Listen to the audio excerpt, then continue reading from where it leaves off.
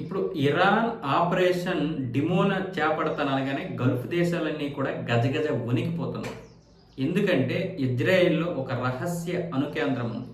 అదే డిమోనా. ఆ డిమోనా ప్రాంతంలోని సిమోన్ పెరెస్ నెగెవ్ అనే ఒక ప్రాంతంలో ఈ యొక్క అణుకేంద్రాన్ని అయితే ఏర్పాటు చేశారు. సో ఇది చాలా రహస్యమైనటువంటి అణుకేంద్రం. ఎంత రహస్యం అంటే అసలు ఇజ్రాయెల్ దగ్గర అణ్వాయుధాలు ఉన్నాయా లేవా అనే దానికి ఎవరు కూడా సరైనటువంటి సమాధానం చెప్పలేరు. ప్రపంచంలో మొత్తం 9 దేశాల దగ్గర అణ్వాయుధాలు ఉంటే అందులో ఒకటి ఇజ్రాయెల్ అని కూడా ప్రపంచం నమ్ముతుంది. కానీ నిజంగా 100% నమ్మేటటువంటి పరిస్థితి లేదు. అంటే అంత రహస్యంగా చేసింది.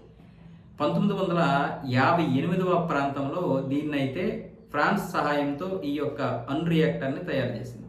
అప్పుడు అమెరికా వ్యతిరేకించినా సరే ఇది ఒక వస్త్ర పరిశ్రమకి చెందినటువంటిది అన్న విధంగా ఏదో మొత్తానికి ఇజ్రాయెల్ బొంకేసింది. ఆ తర్వాత 1962లో ఇది అందుబాటులోకి వచ్చింది. అంటే 62, 64 మధ్య పనిచేయడం మొదలుపెట్టింది.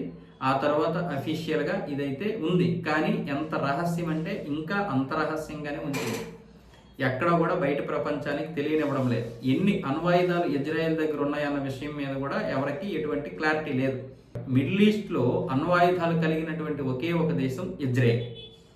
సో ఇప్పుడు ఇరాన్ ఏం చెప్తుంది, మా మీద అనేక దాడులు చేసి మా యొక్క అధికారిని మట్టుబెట్టారు, మమ్మల్ని మీరు ఏ విధంగానైనా సరే నాశనం చేయండి, మేమైతే మాత్రం ఆ డిమోనాలో ఉన్నటువంటి అణ్వాయుధం మీద దాడి చేస్తాము అని ఇప్పుడు ఇరాన్ స్పష్టమైనటువంటి వైఖరితో ఒక ప్రకటన చేసింది. ఎందుకంటే గల్ఫ్ దేశాలను భయపెట్టడానికి. ఇక్కడ గనక ఇరాన్ దాడి చేయగలిగితే అది కేవలం ఇజ్రాయెల్కి మాత్రమే కాదు, అటు ఈజిప్టు, ఇటు బెహ్రెయిన్, ఖతారు, కువైటు, ఒమను, అదే ముఖ్యంగా సౌదీ అరేబియా, యుఏఈ, ఒమన్ వరకు రాకపోవచ్చు, కానీ ఇవన్నీ కూడా చాలా ఎఫెక్ట్ పడతాయి. అందుకే ఇప్పుడు ఇవన్నీ గజగజ వణికిపోతున్నాయి. దేనికైనా మంచిది. ఇప్పటికే చమురు విషయంలో ఆర్థిక సంక్షోభంలో కూరుకుపోయినటువంటి ఈ దేశాలు ఇప్పుడు గనక అది చేపడితే ఇరాన్, ఇక మొత్తం నాశనం అయిపోతాం మనం.